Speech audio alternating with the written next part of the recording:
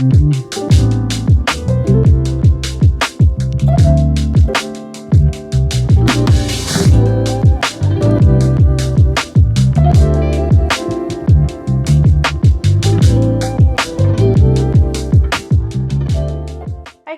hope you're all doing well and that you had a great week. To all of my house guests, come in, make yourselves at home, make yourselves comfortable. If you're visiting my channel for the first time and you'd like to become a house guest, don't forget to hit subscribe and activate all of your notifications. I'm Chez, this is Chez M0i, welcome to my place. Okay guys, so welcome to episode 8 of Coffee Chats, a series of alternative perspectives. I'm debuting my mug. It's making its official appearance today. I'm drinking green tea. So let me know what you're drinking as you're watching this video. Leave it in the comments. Before we get into this episode, I wanted to go back to episode 7, Has Common Sense Left the Chat, where we talked about radical feminism and its effects on today's society with regard to us as women. And here are 2 comments that I've selected. This comment comes from 75067157, and they say, "We live in a society where people are making up rules for everyone else to abide by. If the way you think is considered old-fashioned or outdated, then they will lay down a new set of rules for you to follow, even going so far as to make it law. And if you don't follow their rules, then there's something wrong with you, and you get called all kinds of names. Judgment is the new law of the day. But it's interesting that they want to keep old ways of doing things as long as it benefits them, but take away anything that benefits someone else."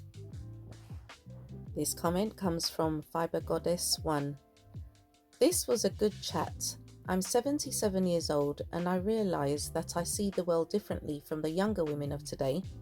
My mother baked into me, you only get one chance to make a good impression and you will not leave this house in that. I guided my son and daughter by the same principles and they follow them today. I'm well aware that the world is much more relaxed today and that's not totally a bad thing. However, many women and teens take things too far. We are free to wear whatever we choose, but we should not be surprised when we are judged to be someone that we don't want to be. Just my humble opinion." So as always, I want to thank you so much for all of your contributions. I really appreciate you taking the time out to think about the subject matter and leaving your thoughts in the comments, because it's really interesting to see all the different points of view. So thanks for that. Right, today's episode, birthday gifted. Why did I call it that? Well, today, Friday the 11th of August, is actually my birthday. I'm 53 today. I don't feel it. I actually feel healthier and fitter and more content than I ever have done. Things are going on in the background all the time in my personal life, you know, challenges here and there.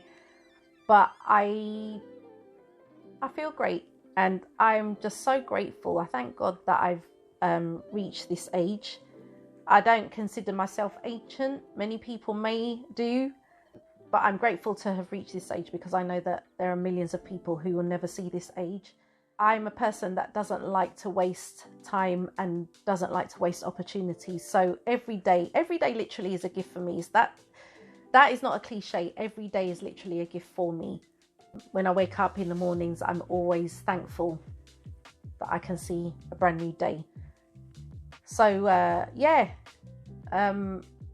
happy birthday to me.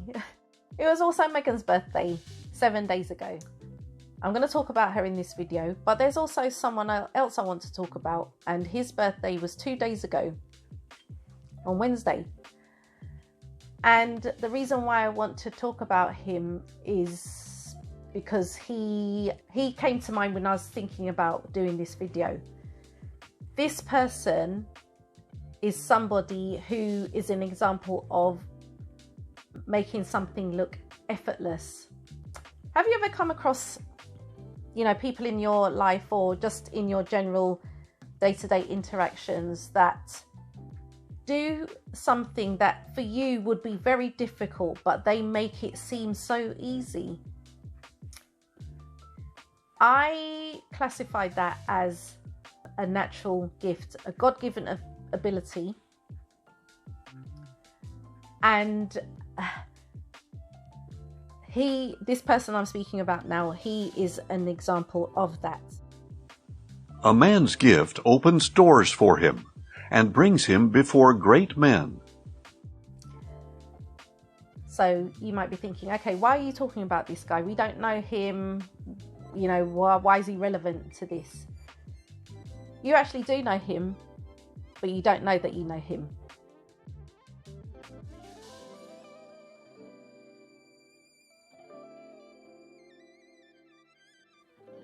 Okay, his name is Wayne.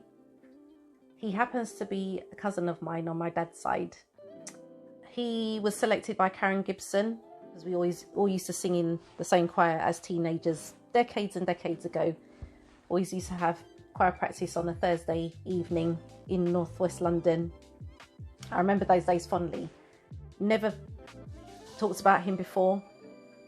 I'm only talking about him now because I don't get to see him that often. And we caught up recently at 2 birthday celebrations back in June. And he's always asked to sing. These are family friends that we've known for decades and decades. The first one was a 60th birthday party. Winter, spring, summer, or fall. All you got to do is call, and I'll be there. Yes, I will. You got a friend. The second one was a 40th birthday celebration for someone that I've known. I knew her mum when she was pregnant with her, so I've known her literally all her life. She's also a gifted singer, and she's actually a senior director of London Community Gospel Choir. So, Say, Wayne. Happy birthday to you. Happy birthday to you. Happy birthday. Happy birthday to you. Happy birthday to you. Happy birthday. singing is not my forte, okay? I am not a singer. These guys are singers. Wayne has been singing since he could speak, I guess, from a very, very early age. It's his passion. He went on to study it, got a degree at university, and has used that to start his own business, I guess, where he travels the world and teaches groups of people how to sing, how to develop their ability for singing, because according to him, anyone can sing. I'm Wayne Ellington, and I am the founder and choir director for the Manchester Inspirational Voices.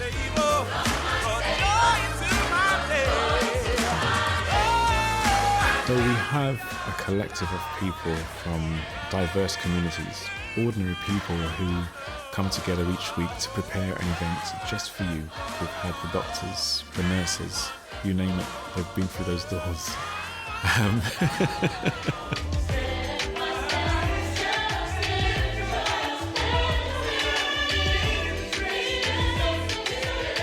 The sound is magnificent. You've got folks who aren't singers per se, but when they step into this space, they are.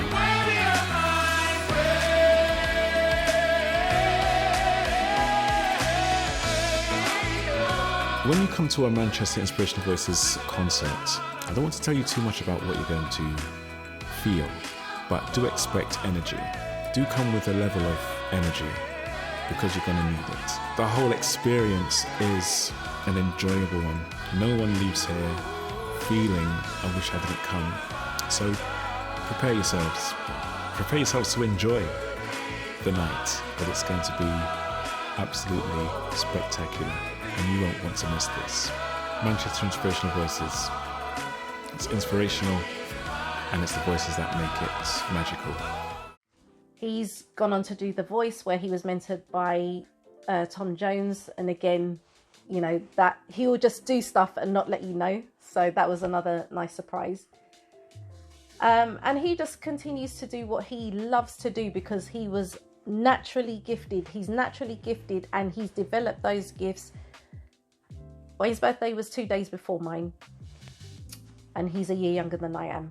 So in his entire life, he's used the gifts that he's been given, and he's being paid for his passion.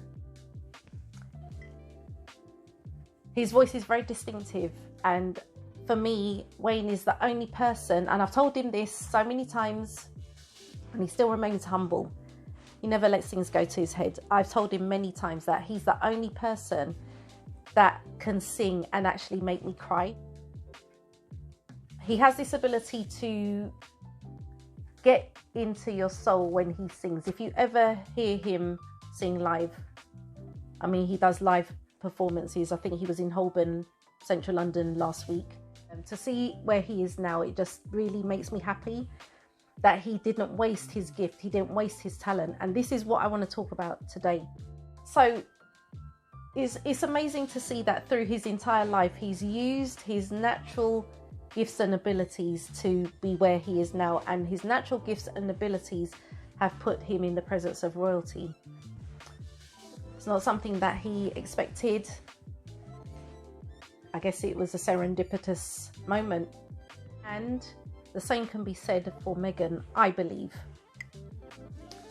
Her natural ability to want to make change has put her in front of and made her a member of the royal family. Never in a million years, I guess, she would have thought that she'd be a member of the British royal family. And as much as Harry has found her aesthetically attractive,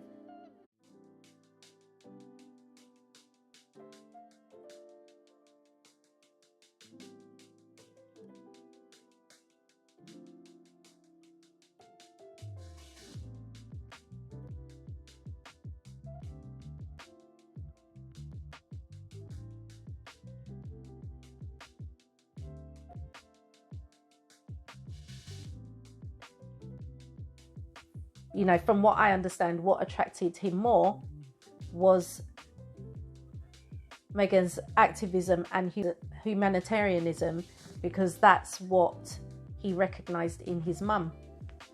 You know, Meghan is not content to just sit down and be someone's arm candy or cut ribbons to open buildings. She's someone who actually is active and wants to make a change in the world.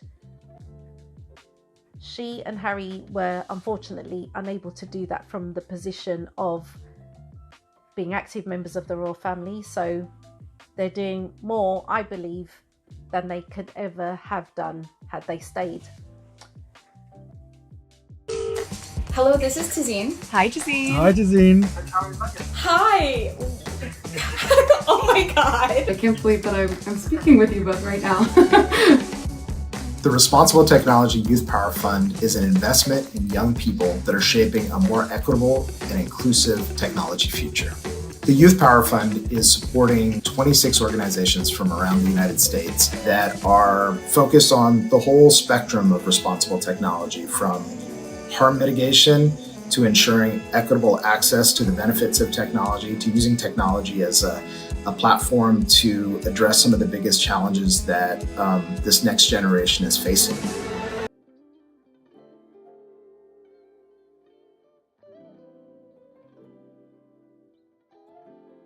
Congratulations, this is great, and we're so happy to have you as part of this team. Really, thank you for all the work you're doing. It's huge. It's making an enormous impact. It was like young people were empowered and emboldened to say things to me online that they would never say to me in person. And so my vision was, can we actually stop the cyberbullying at the source with the cyberbully via a behavioral approach that actually teaches young people to pause and rethink. This is amazing. This is exactly why we do what we do. This is exactly why the Youth Power Fund was created. You know, so many different opportunities have presented itself to really uplift our message and to continue our work to inform legislation and to create a safe online world for young people, for the next generation, for your kids and so many other people that need to be protected, and to have their digital rights maintained. Social media was a major area that I think in many ways is a lot helpful to a lot of people, but at the same time creates huge harms for so many people, especially in terms of mental health. I felt like I had to get involved because I think young people need to be heard in order for politicians to take action on this issue. I got involved in a legislative advocacy initiative in my home state of California here in the US, and I actually came across an investigation that found that there were algorithms being used in our legal system here in the US that are actually biased against Black defendants. Thank you for doing everything that you do. Our kids especially are incredibly grateful. They don't know it yet. They don't know it yet. But they will. So good to talk to you. Bye. Bye. Thanks, everyone. Have a good Take one. care. Bye. Bye.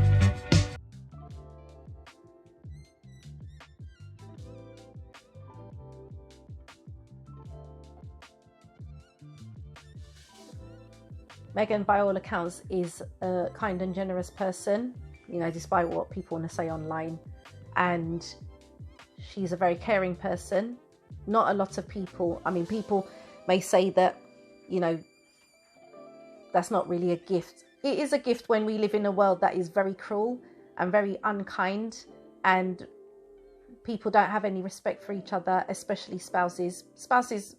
What I've seen online in the last few weeks, it's absolutely disgusting. So to see the respect that Meghan has for her husband.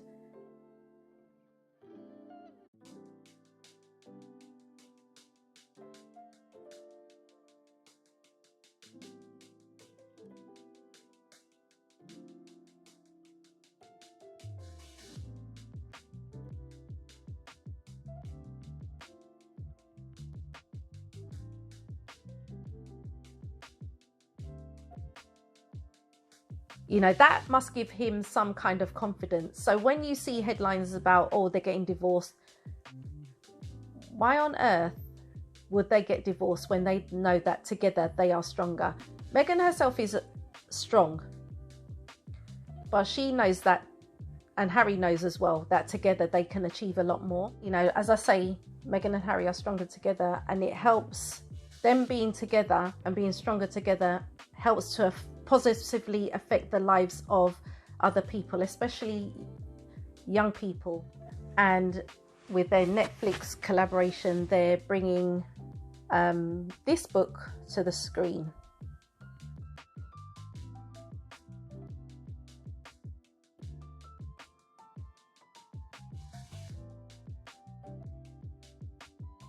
So in my intro of my main videos, you'll see this caption.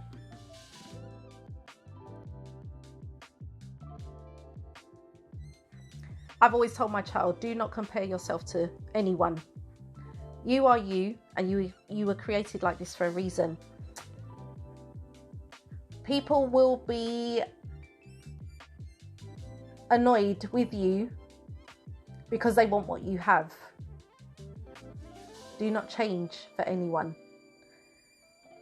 She has abilities that cannot be attributed to her dad's side of the family or my side of the family.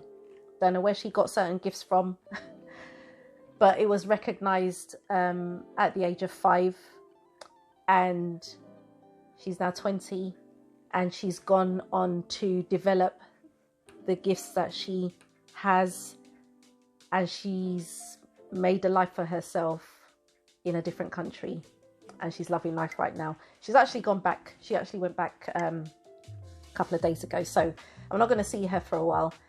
I miss her terribly, but she's where she needs to be, and I'm also grateful for that. Comparison. Do you often find that you're comparing yourself to others, perhaps to a family member or a close friend or someone famous or on social media? If the answer is yes, you're not alone. Social comparison starts at a very early age. Children discover very quickly that not everyone lives the same life or has the same opportunity as them. They see how some friends have more toys or better clothes or live in nicer houses. As these children grow older and become teenagers, the comparing doesn't stop. It often intensifies and turns into negative self-talk. Thoughts like, I'm not good enough, I can't do anything right, or I'll never make it, slowly start creeping into their minds.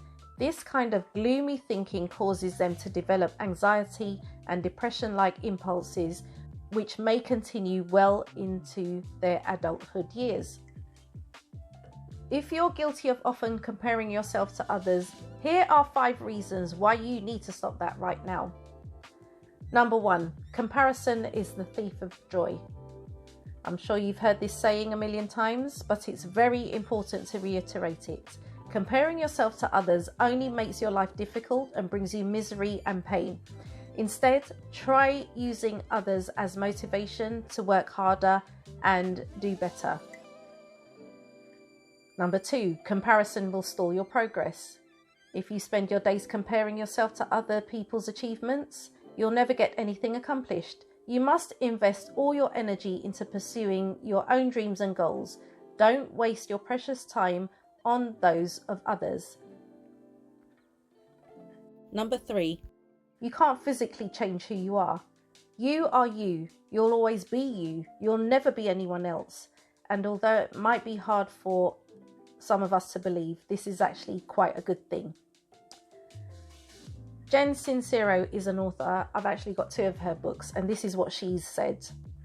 There will never be anyone exactly like you. You are given special gifts and talents to share with the world, and even though everybody has special gifts and talents, nobody will use theirs quite the same way you do. So basically, you need to start believing in the value of your uniqueness. Number 4, no one has a perfect life. Although you might think that a lot of people are leading an amazing life with no downsides, know that this is not true. Every single person on this earth experiences problems and challenges throughout their lives. No one is exempt from this. Some people are just better at keeping it together, at least on the outside.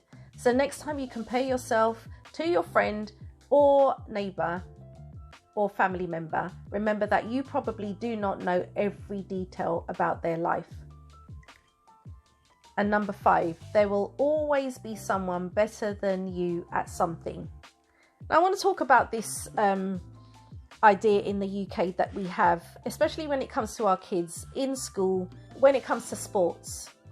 They have this idea that it's not the winning but the taking part. And I believe this is part of the reason why, you're not seeing great talent come out in the UK. I mean, they've got the women's football team in the World Cup right now, but look how long that's taken. The profile is higher than it used to be, but things like this are not encouraged because there's this spirit of mediocrity. It's frowned upon if you try to be competitive. That's what I've observed. What I'm essentially saying is that the gifts and talents you have, don't be afraid to nurture and develop them, even if it means that it's going to accelerate you above your peers. Don't stifle your gifts. Do not stifle your gifts because it will be to your detriment.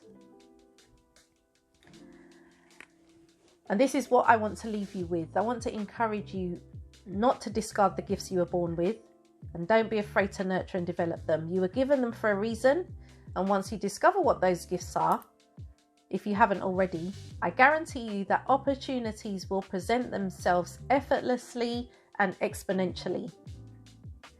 If you try to be like someone else, you're actually doing yourself a disservice and denying what the world needs from you. Don't aspire to be like anyone else and tell comparison to get out right now. So the questions I have for you are, what gifts are you hiding? How do you think you can develop those gifts? And are you even willing to try? Do you think that your contribution in this life doesn't matter? If so, why do you think like that? Who's told you to think like that? Why do you believe that you're insignificant? Why do you believe that your talent should go to waste? Let's talk in the comments, and remember that I will select 2 to be featured in the next episode. So if your thoughts were provoked in any way, don't forget to give this video a thumbs up. And if you haven't yet become a house guest, don't forget to hit subscribe and activate all of your notifications. I want to take this opportunity to thank you guys for hanging out with me today. If you're celebrating your birthday this month, I want to wish you a happy birthday. Have a great time celebrating. Thank you guys so much for watching. Enjoy the rest of your day, and we'll catch up in the next episode of Coffee Chats. Say, Wayne. Happy